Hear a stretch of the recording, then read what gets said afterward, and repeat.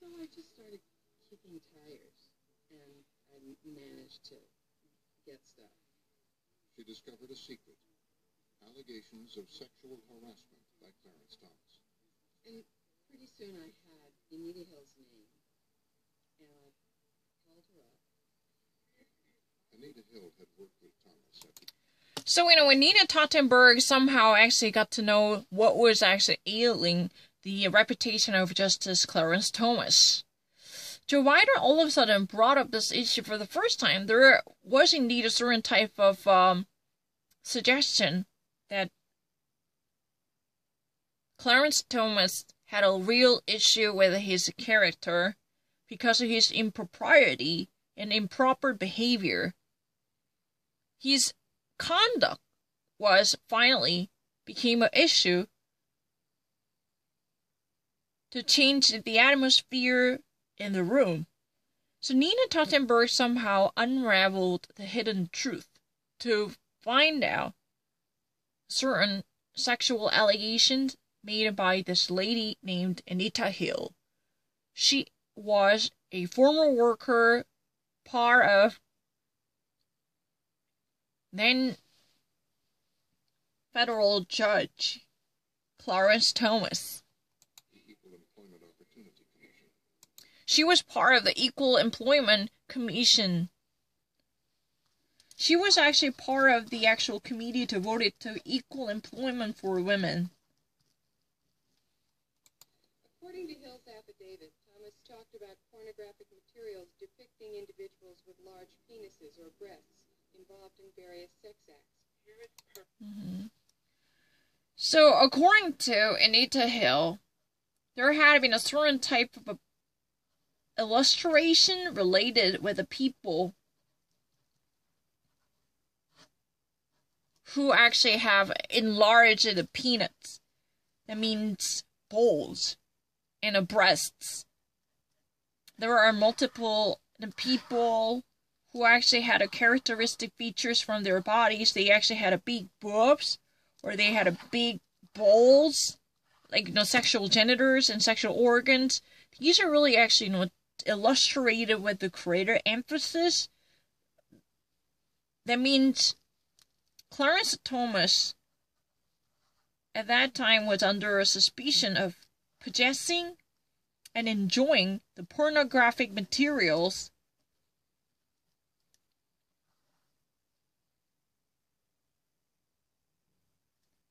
featuring the overly emphasized traits of a human sexuality.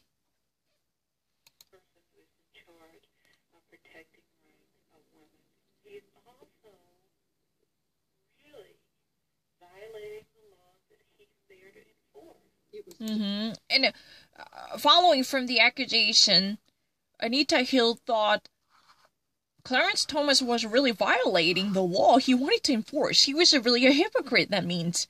He's been part of the equal employment for women in defense of women's rights, and especially he wanted to protect the black women's rights. That was really the reason why he was hiring someone like Anita Hill. He was actually deeply engaged with the enforcement of laws that might actually give a proper equality and equity to discriminated women and the blacks. Those are really the very pursuit of his, allegedly. But his value system was in deep trouble because of this revelations coming from his subordinate named Anita Hill, who literally debunked possible hypocrisy of his behavior. His conduct, especially moral conduct, should be tested. That was really the argument. He was, acting like someone who's been violating the very law he wanted to uphold and enforce as the arbiter of this nation. Just a giant explosion. I walked up to Capitol Hill. Yeah, it was really like a giant explosion. It's not really a real bomb explosion, but the very, intensity of this divulgation was like the TNT. It's really dynamite, right? Think about it. Justice Clarence Thomas was portrayed as a steward and a stalwart of conservative values. especially with a serious emphasis on family and respect for women. But he was pursuing such empyrean enjoyment behind someone else's backs.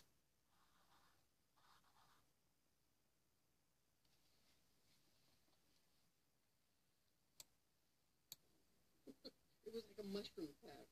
It was like the mushroom cloud. If you ever actually see there was a nuclear explosion, there was always a lingering gray cloud, right? So this was like the complete burst out of ugly truth. Think about it. You actually acted like such a pastor-like figure who's been always fighting for conservative family values and who's been always standing up for equal employment opportunities for women. So then all of a sudden, behind the closed doors or behind the back, you've been actually indulging in such an improper materials driven by the lascivious pleasure. He's been making such an sexual advances. These are really all busted. This ugly truth that would never make its reconciliation with the ideal pursued by Clarence Thomas at that time could have possibly mean the death of his career as a jurist and arbiter, right? Good evening. We begin tonight with the potential for Peter Jennings. on Capitol Hill. So, good evening. We begin tonight with what could possibly be a political explosion in Washington Hill. It means, what tonight's news could have possibly shatter the well-preserved balance in Washington, D.C. by dropping a bomb.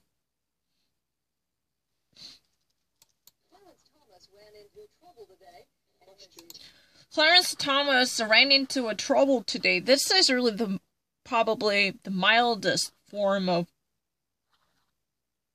the incident. That means that capsized his vote. That had his whole world lopsided, upside down. Think about it. He is a public persona before this incident was such a conservative and pious and God-fearing and a sexually restrained Puritan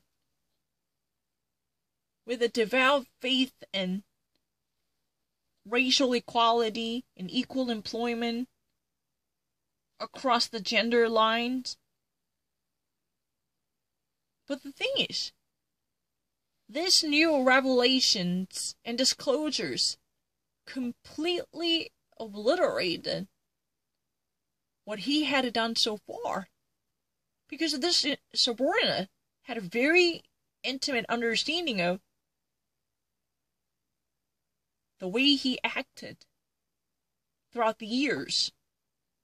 There could be this much a great discrepancy between his public persona and the comportment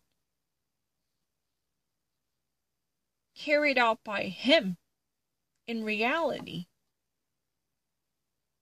And it is also on good authority. Then that's a problem. Because, the insider who could actually have a first-hand experience to witness how he acted over the years can truly make this type of testimony. And this could be powerful enough to be compared to TNT, right? Over charges of sexual harassment against Thomas. And finally, there were charges against Clarence Thomas. It was a pornographic obsession was not the end of the story. There were indeed real-life sexual harassment allegations. The story broke. Senator Mitch McConnell rushed to the Senate floor.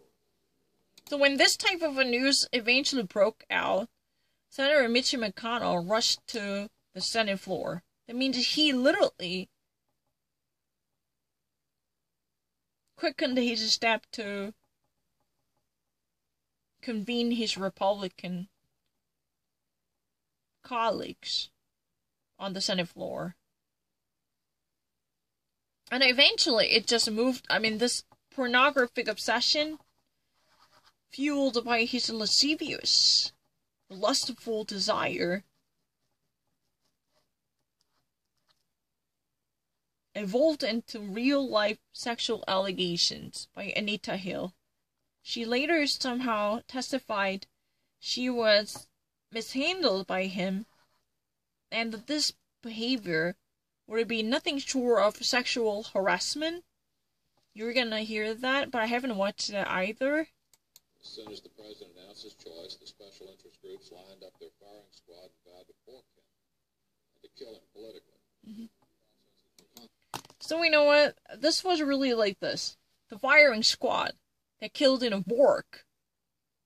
That means the very intensity felt by the Democratic Senate Judiciary Committee was comparable to be called the fire squad. It means all-out effort was done to blot out Robert Bork's endeavors by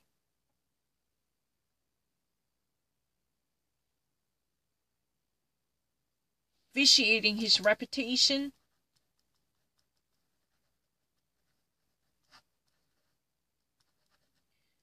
so Mitch McConnell was very desperate to prevent this fallout. He couldn't let this crumble down in front of his very eyes. The last thing he could ever tolerate was to have this entire scene ruined.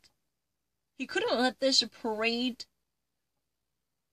ruined by a party pooper like Democrats. So he was very, very desperate to do literally whatever it takes. McConnell saw the allegations against Thomas as yet another liberal takedown. McConnell understands implication and consequence better than any United States senator. When you vote on legislation in the House and Senate, you're playing for the next election. Mm-hmm. So McConnell was really the person who understood everything about the possible fallout. If there would be any backlash, I don't really need to actually have any trouble with the backlash, because you know what, I don't agree with their way of definition, but I know what that means. Backlash means any type of consequential event that would follow up. But he actually was the person who had a very intimate understanding of the system that has been involved with the budget committee or even other political department in the system that might eventually change the course of nation governing. When you put in a judge, you're playing for the next generation. Mm-hmm.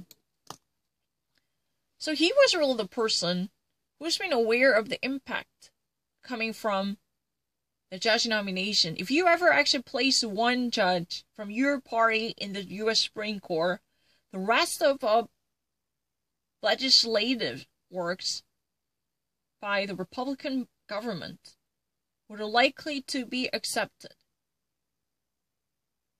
This is really a game for long-term events. If I ever actually explain this once more, he was a rarefied species because he actually had experience from both sides of this setting. I mean, he was really the best of both worlds, who understood what type of consequential events could be involved in this judge nomination. If there were to be one judge placed in the Supreme Court, if there were to be a judge procured by the Republican Party, then this person would carry weight. Eventually, in time of necessity, in time of need, this loyal Republican, whose value system is adjusted to conservatism, will likely to favor the policy decision made by the Republican administration, then this will lift a burden up from the Republican legislative body or executive branch. Doesn't matter. That means there could be no Republican legislative body. That means Republican legislators will greatly benefit from this type of core packing. Everything would be easier, because this would take years off from their way of governing. If there is any decision that might actually overturn and override, for instance, Roe v. Wade, by adopting more of a restrictions on actual practice of abortions, if there would be one more judge that might identify as a royal Republican, then this fidelity will eventually pay off. That was really the argument. And it would actually have a very long-term impact. And in fact, too, the actual rationale behind Mitch McConnell was, this is not really a short, nearsighted or short-term or myopic obsession, because it could eventually bring out the generation-changing consequences. The denouement of this play would be generations lasting. That's really the argument. The sexual harassment storm around Clarence Thomas is intense. Now McConnell would watch as Anita Hill threatened to derail Thomas's nomination. So now, Mitch McConnell watched it somewhat powerlessly, because there was not much thing he could ever do. Anita Hill was really the lady who all of a sudden popped on the screen to ruin his hard work by derailing the nomination of Clarence Thomas. Anita Hill was the lady who actually played a role as a whistleblower to open up about the very ugly truth hidden by him. Everyone has a skeleton in one's closet. Because of this revelation, Clarence Thomas's dirty little secret was brought to daylight. Right? This finally saw the daylight. That was really the very argument. No, it's not really artificial. No one would actually say that. He just said what everyone anticipates will be a brutal hearing. Everyone anticipated the brutal hearing. That means everyone in this room actually truly had no sure expectation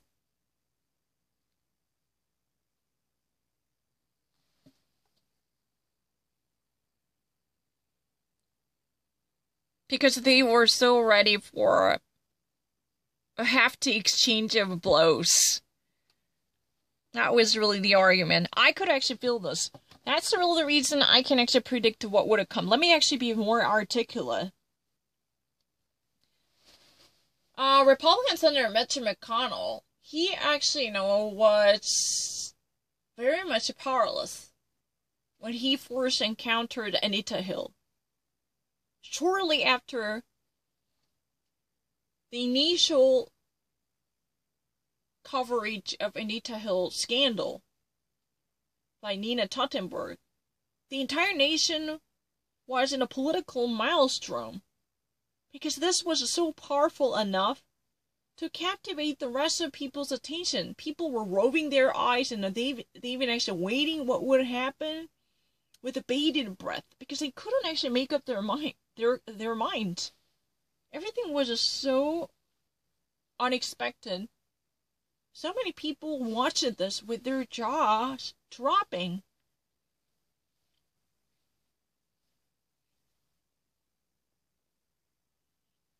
This was an indeed eye-opening and jaw-dropping experience.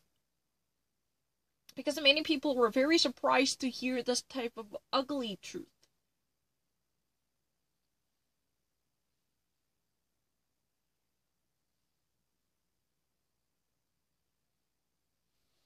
Can I just stop it? Yeah, I have to stop it.